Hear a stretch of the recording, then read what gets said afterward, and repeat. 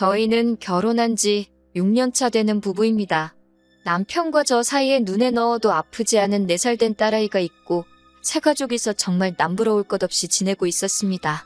남편보다 제가 1살이 많아요.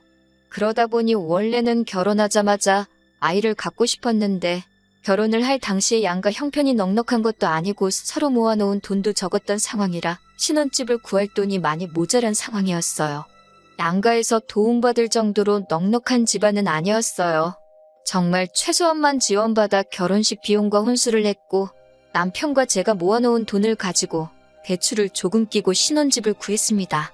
남편이 저보다 1살 아래였는데 가끔은 저보다 어른스럽다 싶을 정도로 책임감도 강하고 성실한 사람이었거든요. 그래서 저도 그 모습에 결혼을 결심했던 거고요. 책임감이 강하다고 해서 시부모님 모시고 살아야 하는 장남 느낌은 또 아니었어요. 사실 결혼 이야기 오고 가면서 아들보다 나이 많은 며느리 보는 게 부담스러우셨는지 시어머니하고 크고 작은 트러블이 있기는 했었습니다. 그때마다 남편이 항상 제 편에 서서 중간 역할을 잘해줬어요. 가족들 일에 항상 제 편을 먼저 들어주는 사람이라고 생각했는데 이 정도로 동생을 아끼는 동생바보인지는 또 몰랐습니다. 남편한테 나이차가 많이 나는 여동생이 있어요. 저도 3살 차이밖에 나지 않지만 여동생이 있고 우애가 좋으니 남편이 동생 아끼는 게 섭섭한 적은 없습니다. 그런데 가끔 우리 기념일이나 딸아이 생일도 까먹을 때가 있는 남편인데 동생 생일은 기가 막히게 챙겨주는 모습을 볼 때면 정말 아주 가끔 그런 모습에 서운할 때가 있었어요. 자기 생일이 다가오면 아주 여기저기 광고를 하고 다니는 신우와 달리 저는 그런 거에 별로 연연하는 성격이 아니었기 때문에 그걸 딱히 문제 삼거나 하지는 않았습니다. 뭐 아무튼 남편이 신우를 아껴서가 아니라 저는 신우가 가끔씩 탐탁지 않고 좋게 보이지 않을 때가 있었습니다. 신우가 요즘 사람들 관점에서 볼 때 멋도 잘 부리고 세련되고 외모 하나만큼은 반반한 편이에요. 저도 그건 인정하는 바입니다. 남편 말로는 어릴 때는 더 예뻤다고 했으니 자라오면서도 얼마나 이쁨 받으며 살았을지는 안 봐도 비디오더라고요. 그런데 제가 보기에는 신우가 예쁘긴 하지만 그건 일반인들 중에서 괜찮은 수준인 거지. 뭐 어디 미인대회 나가고 연예인하고 그럴 정도까지는 아니거든요. 그런데 제가 남편과 연애부터 결혼 생활 합치면 8년이고 그게 보통 짧은 세월이 아닌데 그때까지 적당한 직장도 없이 아르바이트만 하고 있는 게 좋게 보이지도 않았고 또한 신우는 자기가 버는 돈에 비해 씀씀이가 너무 해퍼 보이기까지 했어요. 남들 하고 다니는 거 다 하고 사 입는 거 사 먹는 거 사서 모으는 거 똑같이 다 따라하고 그랬거든요. 유행하는 건 무조건 다 해봐야 하는 성격이었어요. 심지어 일전에는 제주도 1달 살기를 한다면서 거기서 무슨 일을 한 것도 아닌데 1달 살기 하면서 생활비로 몇백만 원을 쓰고 왔다는 이야기를 들었을 때는 감탄도 나오지 않을 지경이었습니다. 아르바이트도 거의 카페에서 하는 아르바이트 위주로 했습니다. 툭하면 다른 직장 구하는 건 물론이고 일터도 틈만 나면 바꾸는 게 취미였어요. 허세도 심해서 운전도 할 줄 모르면서 어디 서울을 벗어나 외곽에 있는 공기 좋은 곳에서 일자리를 구해서 시아버지께서 아침마다 태워다주고 저녁에 태우러 가고 아주 고생도 보통 고생이 아니셨습니다. 아르바이트로 번 돈은 자기 노는데 다 쓰고 시부모님 돈으로 자취하고 그랬으니 그런 신우가 좋게 보일 리가 만무하죠. 책임감 하나만큼은 장점이라고 생각했던 남편과 비교해보면 그렇게 반대일 수가 없습니다. 집안의 막내이기도 하고 나이차도 많은 편이니 오냐오냐 하면서 공주대접 받을 수도 있다고 생각하지만 제가 봤을 때는 너무 자립심도 없어 보이고 그도가 너무 지나치다고 생각했어요. 남편한테 걱정돼서 이야기를 하면 저보고 남의 집 일에 끼어드냐면서 자기 부모님이 애를 잘못 키우고 있다고 말을 하고 싶은 거냐 하면서 정색을 하길래 동생 이야기는 되도록 하지 않으려고 합니다. 그래도 적어도 남편이 독립해 나온 뒤로 신우를 계속 데리고 사는 시부모님은 신우한테 몇 번을 대여서 그런지 그나마 오냐오냐 해주는 것 같지는 않아서 저도 최대한 신경을 쓰지 않으려고 하거든요. 신우가 남들 하는 거 다 따라해야 하고 남들한테 자랑하기 위해 허세 가득한 삶을 살고 있다 보니 씀씀이가 보통이 아니기도 합니다. 그런데 가장 큰 문제는 신우의 씀씀이였죠. 일단 한 번 갖고 싶은 게 있으면 그걸 어떻게 돈을 아끼고 모아서 마련하겠다가 아니라 일단 그냥 지르고 보는 성격이었다는 거예요. 일단 카드빚을 져서라도 그 물건을 먼저 사놓고 다음 일은 나중에 생각한다는 거죠. 한 번은 1,000만 원이 넘는 가방을 질러가지고 돈을 못 갚겠다고 아버님한테 떠넘긴 적이 있다고 합니다. 시어머니한테 다급하게 전화가 와서 보니 아버님이 아주 신우 머리카락을 다 잘라놓겠다고 신우를 쥐잡듯이 하고 있길래 남편하고 같이 아버님 뜯어말리느라고 생고생을 한 적이 있어요. 그때 남편이 저보고 저러다가 아버님이 신우 잡겠다고 일단 우리가 해결해주자고 하길래 그렇게는 못해주겠고 내가 다른 방법을 강구해보겠다고 한 뒤에 제가 아는 지인 통해가지고 신우가 사놓은 가방을 신우가 산 가격보다 조금 더 싸게 해서 팔아버린 적이 있습니다. 조금 손해는 봤지만 생돈 날리는 것보다 조금이라도 건지는 게 낫겠다 싶었고 어찌됐든 애물단지가 될 뻔했던 가방은 없애버렸으니 다행이었죠. 그때쯤 저는 솔직한 마음으로 누군가가 신우 씀씀이에 대해 좋은 충고를 해줬으면 싶었어요. 암만 신우가 예쁘다고는 하지만 이제 30을 바라보는 나이인데 그 미모가 평생 가는 것도 아니고 요즘은 남자들도 야가가지고 결혼할 때 이것저것 다 잰다고 들었거든요. 얼굴 이쁜 거 하나만 가지고 시집 잘 가는 사람도 있지만 말씀드린 대로 신우가 그 정도로 절세미인은 아니었고 학벌도 보통인데다가 모아놓은 돈 없이 직장도 변변찮다 보니 내심 걱정이 되기는 했습니다. 남편도 속으로는 알고 있는 것 같은데 워낙에 제가 되었든 누가 되었든 간에 다른 사람이 동생 이야기 하는 걸 싫어하다 보니 말도 꺼내기가 힘들었어요. 그러다 하루는 날짜가 정확하게는 기억이 안 나는데 한 20일쯤 되는 날이었습니다. 모처럼 신우가 저한테 연락이 왔었어요. 생활비가 없어서 힘들다고 저한테 10만 원만 빌려줄 수 있냐고 하더라고요. 월급 받으면 준다고 하면서 말입니다.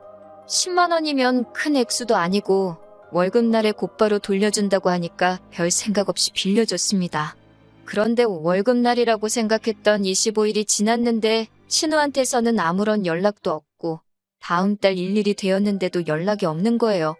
저도 10만 원 가지고 돈을 갚냐 안 갚냐 하면서 독촉하기는 싫어서 딱히 먼저 연락을 안 하고 있었거든요. 그런데 또 다르게 생각을 해보면 고작 10만 원 가지고 입 싹 닫고 모르는 척 하는 신우가 얄미워서라도 제가 전화를 했습니다. 그런데 신우는 오히려 저한테 정색을 하면서 자기가 다 기억하고 있다고 자기가 월급날에 주기로 하지 않았느냐 하면서 오히려 자기가 더 기분이 나쁘단 듯이 나오더군요. 월급날이 지났는데 아무 연락이 없어서 전화한 거다라고 저도 같이 화를 내니 신우가 자기 월급날은 15일이고 아직 한참 남았는데 벌써부터 돈 갚으라고 스트레스를 주냐면서 10만 원 가지고 엄청 유세를 부린다는 겁니다. 전화를 끊고 나서 신우 태도에 열이 받기도 했지만 곰곰이 생각해보니 어이가 없었어요. 신우가 저한테 돈을 빌려간 게 20일경입니다. 생활비가 없다고 10만 원을 빌려갔는데 그 말은 신우가 월급을 받은 지 고작 5일밖에 지나지 않은 상황에 이미 생활비 10만 원이 모자라서 저한테 아쉬운 소리를 했어야 했다는 거잖아요. 아무리 정규직이 아니고 아르바이트로 연명을 하고 있다고 하지만 이제 곧 30이 되는 여자가 뭘 해야지 월급날에서 5일밖에 지나지 않은 상황에 생활비가 없어서 여기저기 돈을 빌리고 다녔어야 했을까요? 솔직히 신우 인생이기도 하고 워낙 남편이 신우 이야기에 발작하듯이 반응하는 걸 알고 있어서 말을 아끼고 있었지만 정말 한 식구인 입장에서 신우 미래가 걱정되어서 아무 말도 하지 않을 수가 없었습니다. 시부모님께 일단 먼저 전화를 드려서 신우의 상황을 이야기했어요. 시어머니는 제 이야기를 듣고는 자기 딸이 제정신 못 차린 이야기가 쪽팔린 건 아시는지 저보고 이해 좀 해달라고 사정사정을 하시더라고요. 사실 얼마 전에 시어머니한테도 돈을 조금 빌렸다는 이야기까지 해주시더라고요. 언젠간 걔도 정신 차릴 날이 오겠지 하면서 같이 신우욕을 하고 계시니 딱히 할 말은 없었습니다. 어차피 그 돈을 제가 받아내려고 한 것도 아니었으니까요. 그리고 나서 그날 저녁에 퇴근하고 돌아온 남편에게도 신우와 있었던 일을 이야기해줬습니다. 시어머니 반응과는 다르게 남편은 신우 편을 들면서 저한테 또 정색을 하더라고요. 요즘 젊은 애들이니까 그럴 수도 있지 않냐고 하면서 고작 그 10만 원이 아쉬워서 어린 신우한테 눈치를 줬냐고 저를 나무라더라고요. 오히려 그 10만 원은 자기 용돈에서 깔 테니까 신우한테 독촉 전화를 하지 말라고 하는 겁니다.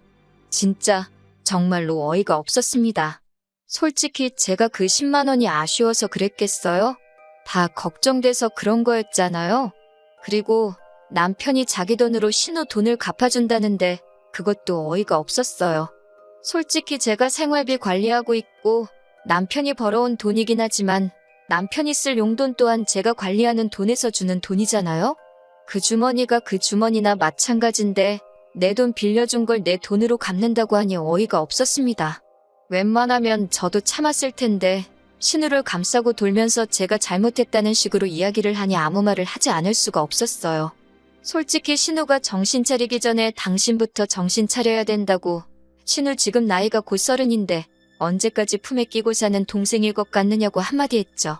그리고 요즘 젊은 애들이라고 신우를 자꾸 감싸는데 내가 신우 나이 때 당신하고 결혼 준비한다고 모아놓은 돈이 7천만 원이 넘었다. 지금 신우보다 훨씬 어릴 때부터 나는 미래 대비하고 돈을 모으지 않았느냐 따졌습니다. 지금 신우가 한심하다는 걸 돌려서 한 말이고 앞으로 인생 살아가려면 철도 좀 들고 정신 차려야 되겠다고 말을 했었는데 전곡을 찔렀는지 남편도 더는 성질을 못 내고 아무 말 없더라고요. 결국에는 꼬리를 내리고 자기가 신우랑 잘 말해보겠다고 했습니다. 어렴풋이 남편도 알고 있었던 거죠. 신우 상황에 솔직히 한 살이라도 어릴 때 돈이라도 한 푼 더 모아놓던지 정신 차리고 괜찮고 눈먼 적당한 남자 찾아서 하루빨리 시집 가버리는 게 지금 신우 상황에서 최고의 선택이라는 것을 말이죠. 그리고 신우가 저희 집에 찾아오고 남편하고 셋이서 툭 터놓고 꽤 오랜 시간 이야기를 나눴습니다. 신우도 신우 나름대로 고충이 있고 나름 자기 상황이나 주제 파악을 어느 정도 하고 있더라고요. 예전에는 자기 좋다고 따라다니던 남자들도 직장 자리 잡히고 안정되고 하니까 콧대 놓고 기센 저를 계속 쫓아다니지 않더라. 자기 아니면 죽겠다던 남자들 지금 보면 다 어디서 젊은 여자 물어가지고 결혼한 사람도 덜어 있다더라 하면서 자기도 하루빨리 정착을 하고 싶고 저한테 빌린 돈도 사실 그것 때문에 꼭 쓸 곳이 있어서 필요했었다 하면서 자기가 꼭 갚는다고 잊고 있는 게 아니라 하고 있는 겁니다. 또 생각보다 자기 상황도 잘 알고 있고 생각도 많고 미래 대비도 하고 있는 걸 보니 제가 너무 시부모님한테까지 말해가며 오지랖을 부렸나 싶기도 하고 알아서 잘하겠거니 싶기도 했습니다. 그래서 저도 돈 10만 원 때문에 그러는 게 아니라 내 남편의 가족이니까 해준 말이라고 어떻게 좋게 마무리 지어서 훈훈하게 이야기를 끝냈습니다. 그런데 문제는 지난주에 터져버렸어요. 신우가 10만 원을 빌려간 사건이 이렇게 크게 돌아올 거라고는 아무도 생각 못했을 겁니다. 신우가 10만 원이 필요했던 진짜 이유는 신우가 결혼을 전제로 만나고 있던 사람이 있었다는 거예요. 말만 들으면 그래도 신우가 자기 앞가림을 나름대로 열심히 하고 있었구나 싶어서 눈물이 다 날 정도로 감동적인 상황이었겠죠. 심지어 둘이 이야기가 잘 돼서 얼마 전에 프로포즈를 받았다고 하는 겁니다. 좋은 일이라고 축하해주는 자리인 줄 알고 신우한테 정말 잘됐다 하면서 축하해주고 있었는데 시부모님도 그렇고 남편도 안색이 썩 좋아 보이지는 않았어요. 무슨 일인가 싶었는데 결국 나오는 이야기는 돈 이야기더군요. 신우가 모아놓은 돈이 한 푼도 없는 게 문제라는 겁니다. 그게 무슨 말이냐고 설마 그 남자가 신우 상황도 모르고 프로포즈를 한 거냐고 물어봤어요. 이야기를 점점 듣고 실상을 알고 나니 정말 어이가 없어서 웃음도 나오질 않더군요.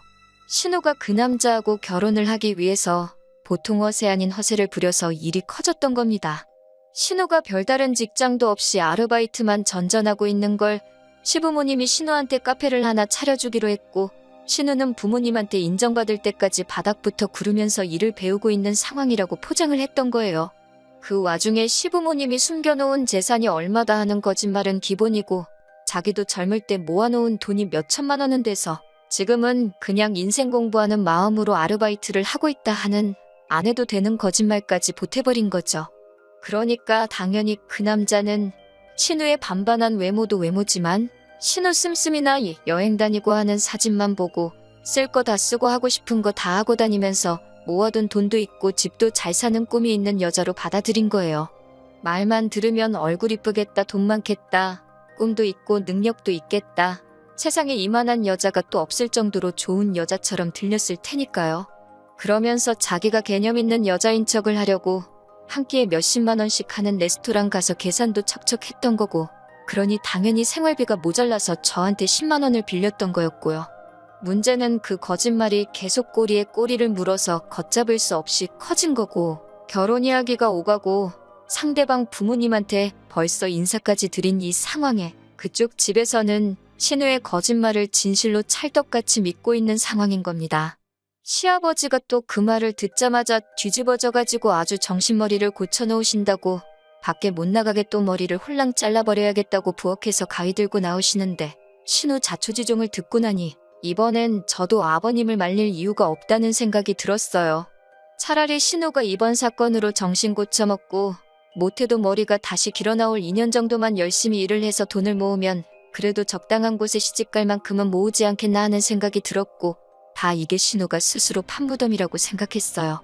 아버님이 난동을 부리기 시작하니 남편이 또 왜 그러시냐며 아버님을 붙잡는데, 이번에는 제가 가만히 구경만 하고 있었습니다. 그런데 아버님이고 남편이고 이번에는 가만히 있는 저를 보고 뭔가 잘못돼가고 있다는 듯이 지금 자기 안 말리냐, 우리 아버지 안 말리냐 하는 식으로 제 눈치를 보더라고요.